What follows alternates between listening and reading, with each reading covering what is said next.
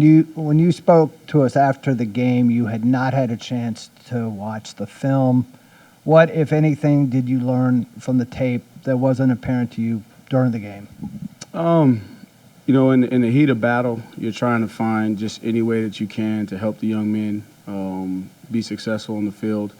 What was more evident when I watched the tape of just the guys didn't respond well to the adversity. I felt like, especially on the offensive side of the ball, just being transparent. Illinois punched us in the mouth, and the guys were reeling the entire game. And you were hoping that somebody was going to step in and say, "Hey, fellas, follow me. I'll find us a way out of this situation." But when you watch it on tape, I was trying to find some positive, but there wasn't a ton of positive. The positive is we now understand what real work we got to do with this offensive unit and team in general. Defensively, when you watch the tape, guys, what was very encouraging is there weren't many times we were out of position or turning guys loose. We had the one busted assignment, and everyone's going to think it's Ahern, but really it was AJ. AJ needs to be sitting right on top of that wheel route. There were some times when we needed to be a step faster and make the play. So a lot of encouragement from what I saw, defensively. Confirmation that the guys competed to the end, but just it was a piece of humble pie for all of us offensively. Tony, would you agree that your receivers need to do a better job getting off the press coverage, the jam? It seemed like, and was that a factor? I know the line obviously had problems. So just all the way around offensively, we got to do a better job of winning our one-on-one matchups. And what was evident to me is when the bullets started flying, the guys abandoned their technique and they just tried to survive. And you can't do that. To be successful is when the bullets start flying. The one thing you trust is your technique. And so man coverage, defeating man coverage is all about technique and applying your technique. The worst thing you can do as a receiver versus man coverage is just run because you do the job for the defender. You have to use what tools you have. And as a receiver, your feet and your hands are your tools to defeat man coverage. And so as you tack soft coverage, you gotta freeze the defender with your feet to create some hesitation and then let your hands react to his reaction so that you can create separation or to move a guy or to get to where you need to go.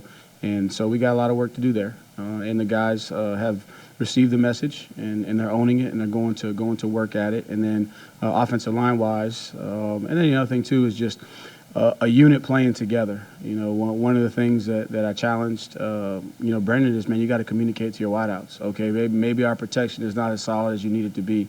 You need to get on the same page with your wideouts. And what you saw there were some timing issues, right? The wideouts need to be in tune to the game to say, hey, man, we're in empty and we got a 5-man protection, a rushing 6, man. I might need to speed this up a little bit. And so those are a lot of things, the game within the game, that we got to get to. And I think it was.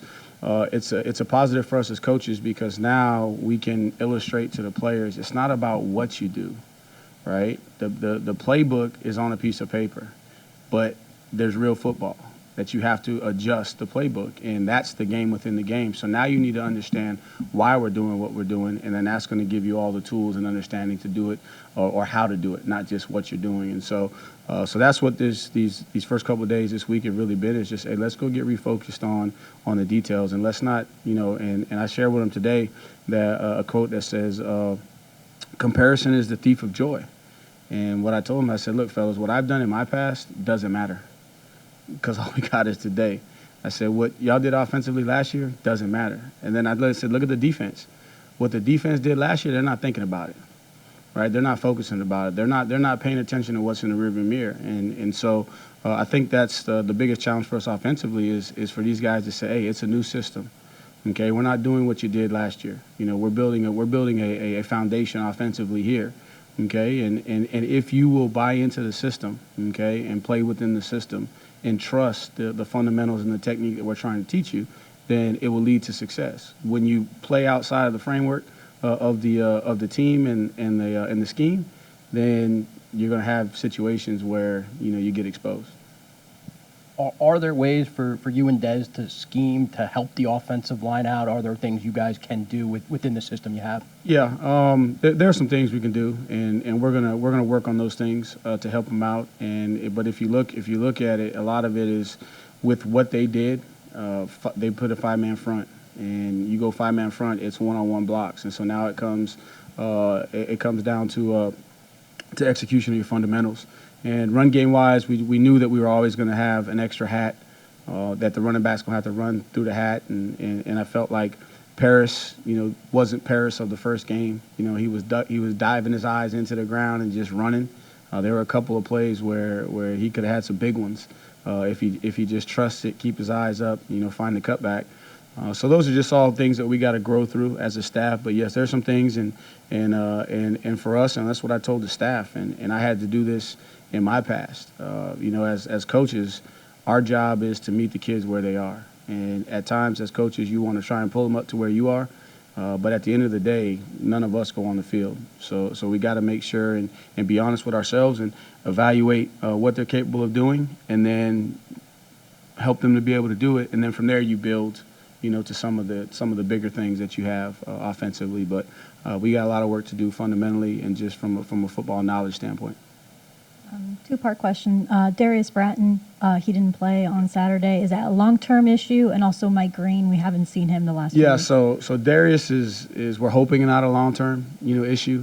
He played in the first game, and man, love him because he gave us everything he had, but he's just not healthy. He's dealing with a bone bruise and a high ankle sprain, and so that takes a little bit of time. And so we're hoping that it won't be long-term. He didn't do much last week practice-wise. He's out there this week moving around. But what I told him and what I told Kelly, our head trainer, I said, look, it's not fair to put him out on the field if he's not healthy because he can't protect himself. And there were some times in that first game that he was compensating and he almost got himself hurt. So I'm hoping the next couple of weeks we'll see him back. And with Mike Green, he's just no longer, active with the team anymore, and that's where I'm gonna leave that one. When you got here in December, Chico Bennett was still in the rehab phase from his ACL. What has his kind of progression been as he got cleared to practice and built up some more reps? Yeah, he's starting for us, so he's the first guy to run out there, and he's got some competition. That was probably. That and wide receiver were the two deepest groups coming into with the addition of the grad transfers, the two deepest groups from a competitive standpoint. So he's been pushed, but he's worked every single day. His confidence is at as high as it can be. He's really buying into the relationship with Coach Slade and understanding that Coach Slade can help him. I mean, there's nobody better to teach you how to rush the passer and play that position than Coach Slade. So, his progression went from the spring trying to build confidence back in the knee to now you don't see any issues. Biggest thing for him is getting him to do a great job of taking care of his body because he's a guy that has to hydrate well. He's a heavy sweater. He's had a couple cramping issues at time. That's really the only issue with Chico, and I'm proud of how physical he's trying to play and holding the edge, and he's being a leader for us too, which is big. If you're willing to share first loss as a head coach, how did Tony Elliott handle it on Sunday? A lot of family time, a lot of alone time. What was your approach? So immediately after the game, there was no need for me to go visit with the coaches. I knew exactly what needed to be done, and I needed to address that football team, and I needed them to understand that we got to own that. That's us. We put that out there. We can't blame it on anybody else, and now we have to acknowledge, okay, what are some of the things that contributed to that? And last week, Wednesday, we didn't have a great practice. Thursday, we had to get after the scout team to give us a great look for the offense, which, created some issues just from a flow of practice standpoint. Monday, there was a sense of just after a victory, and I said it. And I said it in the locker room after the game. I said it at halftime, and I think I said it here last week. Fellas, we got to learn how to handle success.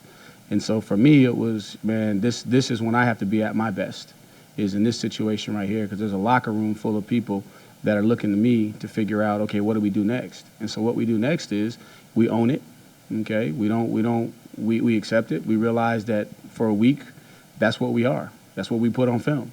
We got to go back to work. We got to be honest with ourselves. We got to put our suits back on the way that we came in here. We got to clean the locker room like we would after a win. That the process is not going to change. And then Sunday, for me was we got back I think at like 1:30 in the morning, slept till about 8:30, and then went to the office, graded the tape, met with the staff, and everyone's trying to see how's Tony Elliott going to respond after a loss. Hey, it's Sunday. We got to move forward. Monday is Monday. We got to move forward. And so really just, illustrating to folks that, hey, I got your attention now after a win, after a loss, right? So, but hopefully we understand that we don't like this feeling and we don't like to have our attention captured like this. So let's stay committed to the process and let's be honest. And I think the guys, have responded well. They've had 2 good practices. But for me, it's on to the next one. I mean, that's just how I'm wired.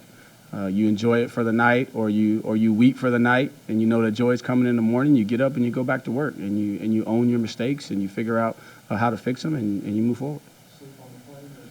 Well, I tried to sleep. It was kind of cold. They had the AC blowing. It was kind of yeah, you were with me, right? It was cold, so I didn't get much sleep on the plane. Watched a little bit of tape on the plane to knock out some of that, just to kind of see what was going on, and then got some rest and got up, and I was hoping to be able to make it to church, but I slept a little bit longer than I wanted to, and then went back to work. Mm-hmm. Tony, when you have a performance like that, I'm sure you dissect everything. And, unless it's like to back up the punter 5 yards to give him more room, every penalty is costly. How do you typically deal with that in like film review with the team? Yeah, so we have, so the way we start Monday is I have about 30 minutes to dissect the game with the team from all angles, from player performance to coach performance to effort, things of that nature. And so the way that I'll attack it is letting them know positive, negative, offense, defense, special teams, and then move into what we call the non-negotiables, where I deal with the lows and the bad efforts personally, and then we break out, and as an offense, defense, then they watch the film together and just create that collective accountability. And then each coach will have a different set of consequences and discipline for the issues that we're having from a penalty standpoint. And then ball security, we go right back to work with ball security and trying to teach these guys and understand, just the fundamentals behind carrying the ball and what you have to do and how you have to train your body, because naturally you're going to keep the ball away from your body and expose it to the defense. Frank Beamer used to make guys that got 15-yard penalties get up at 6 o'clock in the morning and run. Do you guys do any of your consequences kind of mirror that? Not getting up early. We're already up early since we're a morning outfit, so everybody's up early. But each coach has a set of consequences for different penalties. Like, for instance, running back fumbles the ball. Keith's going to have them doing up downs with the ball, carrying the ball, working on ball security while they're doing it. 2J is going to have his set of different consequences for penalties. So I allow the coaches to manage that. The biggest thing for me that I'm worried about is the effort. In the effort, and it was some great opportunities to highlight the positive, and then also highlight the negative. Can you share some of the consequences for penalties?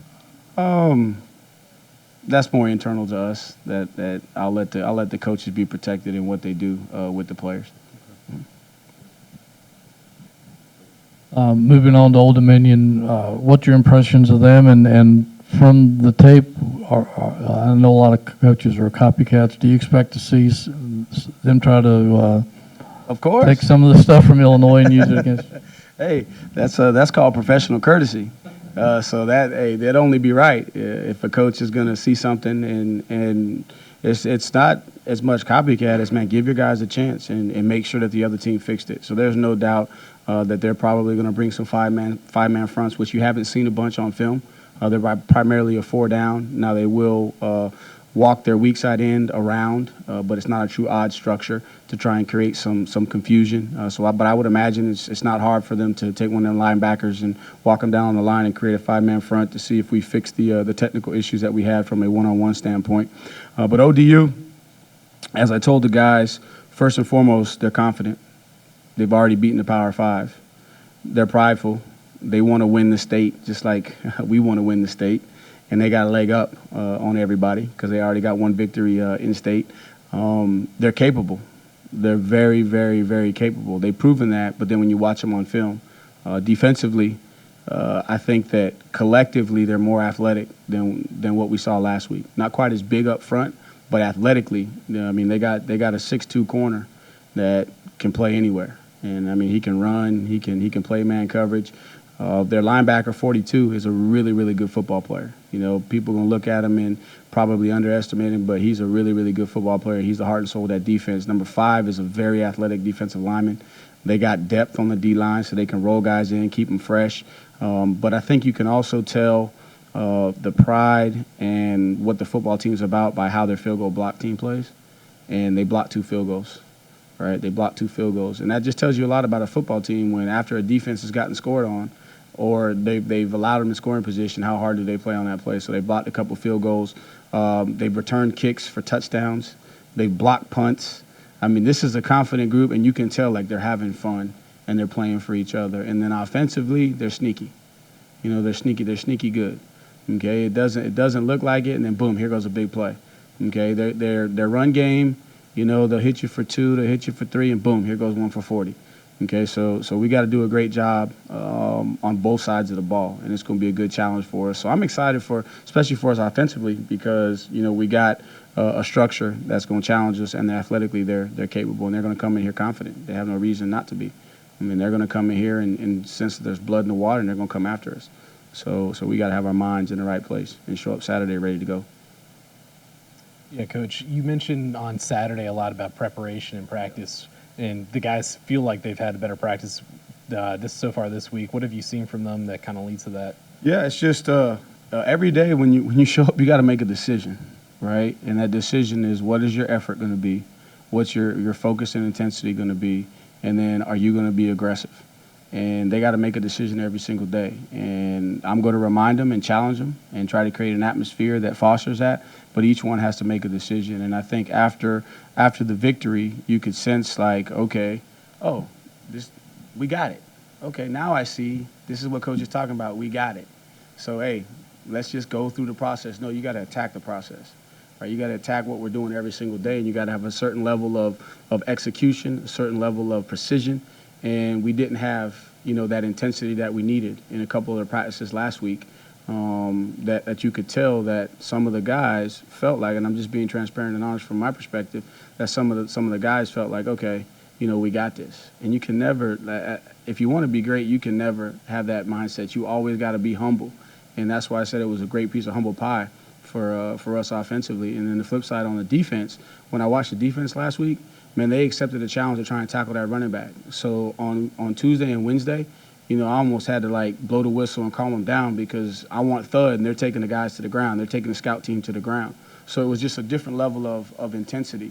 And what my job is now I got to foster the leadership collectively, okay? And there's still a lot of teaching too, and I'm developing the staff, getting them to understand my expectations. So everybody, I got to create an environment collectively where everybody raises to that level of humility day in and day out, so that we can go out and we can attack the day. And now, you know, they're coming off a loss. Nobody likes to lose, right? So that's what I told them today. I said, today's been one of the best Tuesdays we've had, but it shouldn't be because we lost, right? It should be the best Tuesday every week, because that's all we got. We got today, and we're hoping for Saturday. So it's just a mindset with these young people, you know. And there was just some distractions. There were a lot of distractions during the week, and I stole the quote from Coach Sweeney that he would always say, which is very, very relevant. I think is relevant to anybody that's trying to do something special. Is you gotta starve the distractions and feed the focus. All right, you gotta starve your distractions, and I noticed some distractions just during the game. You know, guys were more interested in talking trash, right, than winning between the whistles, right, and winning the play. And those are things that I gotta make sure that I police and I point out and I correct, because that right there is not what's gonna win. What's gonna win is you fighting for 6 seconds when that ball snapped until the whistle's blown, not after and in between plays. Challenge this receiving group a lot in the preseason. I know that's kind of your background too. What is kind of the message to these guys after 2 games where maybe they haven't found a flow, especially a guy like Dontavian Wicks, who comes in when, as you say, one of the most talented guys you've worked with? Is the message is, this isn't last year, right? those plays don't carry over to this season, right? We got to focus on what we have right here. And yes, it's new, okay, but just embrace the opportunity to grow and be developed, and just trust. And I'm not a guy, and y'all are getting to know me, but I don't like to talk about things that I've done and accomplished. But just illustrating to those guys, fellas, I can help you, right, alongside your coach, just as Marcus can help. Just let us coach you, right? Let's make you better, and let's not worry about what happened last year. Let's focus on today, and let's focus on going forward. And that's a transition for any player that's accomplished. You know, it's Brendan too. I'm on Brendan every single day about his body language, about his leadership, right? About communicating with your wide receivers, and this isn't last year. We're not freelancing as much. Okay, I want you to make a play, but like these guys need to be where they're supposed to be, and these guys up front got to protect you and give you the time to do it. Xavier Brown got extended work in the game the other day. Was that mainly because it just wasn't clicking for Paris and Mike, or has he been, making a move in practice? He's a guy that he knows one speed, and I love the way that Xavier practices. And because he's full speed all the time, it allows him to play bigger than what he actually is. And he has shown that the lights aren't too bright. You often worry about freshmen that do well in practice. You throw them in the game, it's moving a little bit faster. Are the lights too big? But he's shown that the lights aren't too big. And when you're doing it by committee, you try to find a hot hand. And he was finding a little bit. Paris, diving his eyes in there and, doing enough. But we needed him to do more. We needed him to be, what he's capable of being. Mike, I thought, probably played the best out of all of them collectively in all that he did. So by committee, it's going to be the guy that gets the hot hand. But he's proven in practice, and then he's proven it in the game that he's a guy that we can count on. Tony, a couple questions about coming back home this weekend. Yeah. Why did you want to sing the good old song? Why did you want to start that tradition here at Virginia? Just paying respect and paying tribute and honoring the institution that we play for, and just showing pride and pageantry and just all the things that I think are special about college football. And giving our guys, I want them, part of my vision for them is to have a great appreciation for the experience that they have here at UVA. And so you need to know the good old song, okay? I think everybody needs to know the good old song because this is a part of you. And then also, paying tribute to the fans and just everybody that supports us, but more so to create a sense of pride in what we play for. And giving these guys, things that, they can believe in, right? That makes their experience special, that will add that extra fuel and that extra fire for them to go that extra mile to be, the best version of themselves. What did you like about the atmosphere at Scott Stadium in that home opener? And you mentioned after the game against Richmond that you noticed some of the empty seats too. Yep. What needs to improve? Well, I think that we're building a program, okay, and I know there's a lot of people that are waiting to see, what we're all about. But also too, I know that we're all everybody's important. Everybody's role is critical. And, these young men, they love energy. They love excitement, right? They're modern-day gladiators, so to speak, and they love the roar of the crowd. It creates a feeling that is hard to describe unless you've been, down on the grass in the arena, so to speak. And so, I like the fact that the students, showed up. I need them to stay the whole time. Right, I would like those folks that love Virginia football, to not come when things are going good, but man, show these young men that you support them regardless, because that's what being a fan is man, you're there with us, thick and thin, good and bad, okay, and that's why we're going to sing the good old song, and that's why we're going to do the things within the program to represent you the best that we can. Because we have respect for that, and so we understand the relationship that is twofold, and that's why I want to see the stadium full, because I know and these players know that when Scott's rocking, it can be a heck of a place to play for us, but then also a hard place for other people to come play. But I think we all got to understand that every role is critical, and that's why I challenge the fans. And you know what, I understand that everybody's got an opinion. Everybody's, has their likes and dislikes, but we're in this thing together, and we need the fans there. Because there's going to be, you're dealing with 18 to 22-year-olds, right? I mean, they need every, encouragement, that they can get to continue, because football's hard. Man, football is hard. It's a hard sport. There's a lot that goes into it, and a lot of the motivation is, man, you want to perform.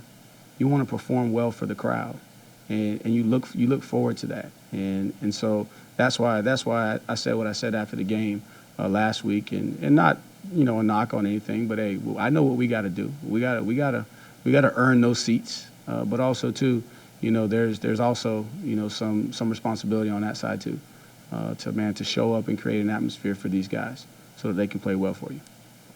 You have an update on Sparks?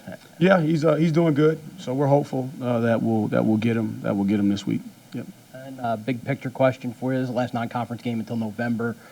What's your non-conference scheduling philosophy? Do you like what Virginia's doing right now? Would you like to see things change? What's your kind of opinion on the non-conference? I just feel like, man, you got to play games. You got to play people. They asked me if we wanted to open up with Tennessee. I said, heck yeah. I'm building a program, so I need to know. I need to know where we're at, and we'll find out where we are respectively within the conference, but on the national stage. And I understand that there's probably, a couple games that we're not ready for right now, but I want to build to that. But I think in order to get to those type of games, then you got to play those non-conference games. And I was asked about JMU. Man, we got to play JMU, right? That's in state, and we got to play JMU. Okay. Philosophy-wise, if we're going to get to where we need to be, we need to play those games, and I think it's good for the state, right? When we play those games, it's good for us in recruiting, it's good for them in recruiting, it's good for the state when we play all the different teams within the state. A couple on the demeanor of the guys Saturday. Did you like the sideline, the energy, or was that? Yeah, that needs to improve. And it was, unless you've been in one of those situations, and here's what I told them. I said, fellas, first and foremost, part of our problem, especially on the offense, is we thought that this couldn't happen to us. This can happen to anybody in football. I've been on the other side in college football playoff games where it was 31-0, 30-3 on the biggest stage, right, on the other side. And then I've been on the side where, you get your butt kicked by Alabama in the Sugar Bowl, right, and just, get beat up. So it could happen. So first we gotta be humble and understand that this can happen, and then we gotta learn from it. But what I didn't like is the guys just had a look, and it's one of those things as a coach. You're like, man, I'm trying to say whatever I can say. I'm trying to holler. I'm trying to talk quiet. I'm trying to pull everything that I can. And you just can't pull those guys out of it. And what it's going to take is going to take one of their teammates, right? It's going to take one of their teammates going in there and saying, fellas, hey, we going to get out of this thing. I'm going to put it on my back. Y'all just follow me. And unfortunately, KT was the only one, right, that was trying to do that. And I kept trying to urge Brennan, and go in there and talk to your guys. Go in there and talk to your guys, man. Go in there and talk to him. And he would try, but then he wouldn't have success on the field, and so now he's struggling. Defensively, right, didn't have that problem. And then even defensively, they were coming off the field, encouraging the offense, saying, man, we got you. We got you. And so I just need that, type of demeanor to spread, to everybody. And I think that you'll see that going forward because sometimes you just got to go through it to learn. And I told them, too, I said, hey, fellas, the wise man, he learns from other people's mistakes. And I illustrated some things. Matter of fact, that we talked about the LSU fumble, right, on the punt return. And I told him explicitly he was trying to do too much, right? The game was in a situation he was trying to do too much. And then what happens? We have a young man that is trying to do too much, right? Yes, I need you to make a play, but I don't need you to force a play, okay? The play that I need you to make in that situation is you slip, you're on the 10-yard line, fair catch the ball, okay? Things are off. It's already off. Just fair catch the ball, okay? And then okay, now you put yourself in an even worse position and you add it to it, you turn and run backwards. Now, he's just trying to make a play, but that's not the play that I need you to make. Right? So in practice, I need you to have the right focus and demeanor and attention to detail. That when we work on it, when we work on the drill where your heels are on the 10, you're taking a game rep. And you're not just going through the motions and, I got this. Okay, that's where, when you think you got it, and I'm not saying that was Billy's case, but I'm saying just a mentality. When you think you got it, you're going to be humbled, you're going to be exposed because guess what? You're practicing a bad habit. and it's going to show up at the most inopportune time. Fentrell Cypress, trying to make a play, right? Kids trying to make a play. Probably hadn't touched the ball in who knows how many years, right? Just trying to make a play, but I don't need you to make that play. That's not the play I need you to make. I need you to down the ball in the end zone, put the ball on the 20. Let's say we have the same outcome. Now we flip the field. Lavelle's in the red zone. That's points. You know, so it's a lot of teaching opportunities for the guys. Unfortunately, they had to go through those situations. And hopefully now when I say, fellas, let's learn from other people's mistakes, and I point it out, maybe their antennas go up a little bit higher, and they got a little bit more sense of urgency to say, you know what, I want to learn from somebody else's mistakes and not the hard way. So the last question. Okay. Sticking with the going through to learn things, you were very candid in here Monday about probably should have gone for it more going into the half. Yep. Anything in this game that comes up and you say to yourself, man, that's a good one to put in my notes to change going forward? You know, the only thing is there at the end. I was a little hesitant on the 4th and 6 after the penalty, but I was just like, man, I got to show these guys I'm trying to win the game, right? We got to do whatever we can to try and, you know, illustrate to these guys that we're winning the game. Not as many situations as from the first game. You know, I corrected myself, and I delegated the note taking to somebody to bring me the notes so I could be more focused in the game. I was trying to do too much in the first game, first time out, and just thinking I'm Superman. So I had to humble myself a little bit and realize that I got to get myself in a better position to help the team. But I'm not. You know, we had a couple of substitution issues with multiple numbers on the field. We should have been flagged for twice. One was a teachable moment. We had somebody sub themselves, right? So we subbed somebody. We subbed Paris for Wicks, and then Nick Jackson needs a blow, so he subs himself. Well, his backup is Bracey, so now we got twos on the field. You know, so that's, you know, something that we got to learn and get better from. But situationally, I don't know if there's anything like the first game where I felt like I needed to do something different. I think this was a game where you're just trying to figure out what can you do to try and help these guys. But defensively, though, situationally, challenging those guys, man, we got to take advantage of field position. Man, this is 2 weeks in a row where we've had them backed up inside the 5, and we miss a tackle. And that was the difference in the game. If you watch it, when we threw the quick game, 31 tackled us. He got us on the ground. They throw a ball, spot screen at the line of scrimmage. You know, it's 2nd and 9. We make that tackle, 3-yard gain. You know, we're sitting at 3rd and 6, backed up. That's great field position. We miss a tackle, we pop it out. You know, and so those are the things situationally, right? Okay, hey, in that case right there, just come to balance, right? Know where your help is. And if you watch the angle, and that's what I asked Fincher, I said, well, where's your help? My help's back inside. Well, what angle did you take? I took an inside angle. Well, see, situationally, and just those are the things that we're going to get better from going through this experience on both sides of the ball. Oh, Coach McCray. So Coach McCray is kind of taking my notes for me for drives, and I illustrated what I wanted to know, just trying to keep me to be able to speak big picture with the guys and in tune. So he's taking my notes, and he'll come to me during different timeouts, TV timeouts, things of that nature, just to help me out. Mm-hmm. Next week and the 4th week will still be on Tuesday. Thanks, everybody. All right, appreciate y'all. Mm-hmm.